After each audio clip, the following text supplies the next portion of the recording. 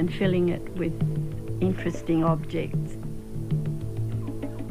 My collections I like sharing with people, so I open the house and let people look at the collections that I've got. I had the opportunity to buy this crate of New Guinea artefacts from an estate, and it had lain under a house for 50 years or so. The artefacts were originally collected by a man who worked in New Guinea in the early 1920s. This is the chest that belonged to the gentleman who collected the artefacts from New Guinea. In it are the books that he read up there, also his photograph album, and there's also a letter that he wrote to his mother. And part of it says, "I have been speaking to a native who was wearing a human jawbone on his arm for purposes of adornment.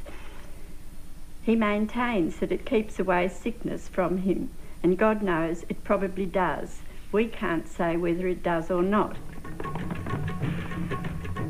There were huge long spears, about 10 feet long, clubs, carvings, bones and things that apparently came from a sacred place. Here we have some fish hooks, and they've been made out of bone and tortoiseshell with hand-rolled string, I guess it is, holding it together.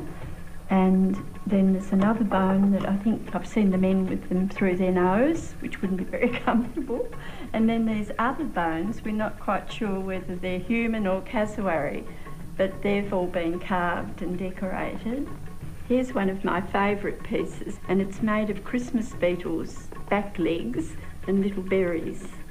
And the beetle legs are iridescent green.